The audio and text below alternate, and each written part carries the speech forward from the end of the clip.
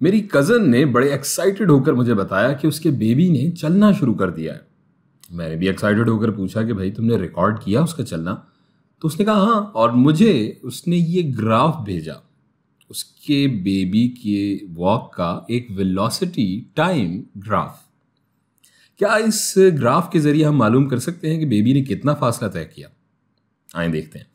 Graph को देखें तो हम बता सकते हैं कि पहले 5 सेकंड बेबी ने 20 मीटर फी सेकंड की यकसा रफ्तार या यूनिफॉर्म वेलोसिटी से सफ़र किया, और उसके बाद अगले 5 सेकंड में बेबी की रफ्तार कम होना शुरू हुई और 10वें सेकंड पर बेबी की वॉक ख़त्म हो गई या उसकी रफ्तार 0 हो गई। सवाल यह है कि बेबी ने अपने इस पहले सफ़र में कितना फासला या डिस्प्लेसमेंट तय किया। हम जानते हैं कि वेलोसिटी बराबर होती है, velocity is equal to displacement over time. तो डिस्प्लेसमेंट बराबर होगी displacement is equal to velocity into time. काफ़ी सादा सा हल नज़र आता है ये, लेकिन उस सूरत में अगर वेलोसिटी मुस्तकिल या कांस्टेंट होती, लेकिन यहाँ बेबी की वेलोसिटी कांस्टेंट नहीं है बल्कि तब्दील हो रही है। पहले 5 सेकंड तक 20 मीटर फी सेकंड और अगले 5 सेकंड के दौरान कम होती गई, जैसा कि यहाँ हम ग्राफ में देख सकते हैं। पहले हम अपने 5 सेकंड की कैलकुलेशन करते हैं, जिसे हम कह सकते हैं कि 0 से 5 सेकंड के दौरान तयशुदा डिस्प्लेसमेंट। यहाँ वेलोसिटी रहती है 20 मीटर फी सेकंड। इसे हम फॉर्मूले में प्लग इन कर लेते हैं। 20 मीटर पर second into 5 seconds which is equal to 100 metre. तो जनाब ये हो गई पहले 5 सेकंड की डिस्प्लेसमेंट। अब अगले 5 सेकंड की डिस्प्लेसमेंट कैसे मालूम की जाए? यहां हम आपको एक बड़े मज़ेदार और नए तरीक़े के बारे में बताते हैं कि कैसे ग्राफ के ज़रिए हम अपनी मतलूबा मिक़दार या क्वांटिटी, फिज़िकल क्वांटिटी कैलकुलेट कर सकते हैं।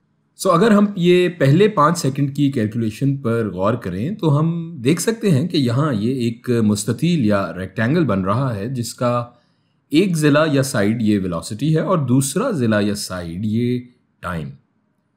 ये डिस्प्लेसमेंट जो हमने यहाँ कैलकुलेट की, ये अगर हम यहाँ देखें तो एक तरह से इस मुस्ततील का रकबा या एरिया है।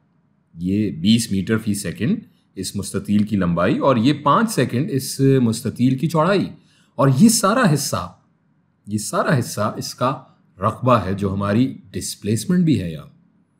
तो जनाब इसी उसूल के तहत इस अगले 5 सेकंड यानी 5 से लेकर 10 सेकंड के दौरान तयशुदा डिस्प्लेसमेंट इस ट्रायंगल या त्रिकोण का रकबा या एरिया होगा, जो कि ये सारा हिस्सा है।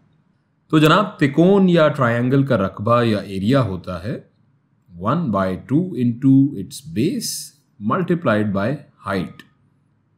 ये बेस ये हो जाएगा इस ट्रायंगल का और ये हाइट ये इस ट्रायंगल की हाइट होगी। तो यहाँ हम ये वैल्यू सब्स्टिट्यूट कर लेते हैं और हमारी डिस्प्लेसमेंट इस हिसाब से हो जाएगी जनाब, displacement is equal to 1/2 into 5 second into 20 metre per second. Displacement is equal to 50 metre. तो 5 से 15 सेकंड के दौरान बेबी की डिस्प्लेसमेंट हो गई 50 मीटर और बेबी की कुल डिस्प्लेसमेंट हो जाएगी ये 100 + 50 150 मीटर्स।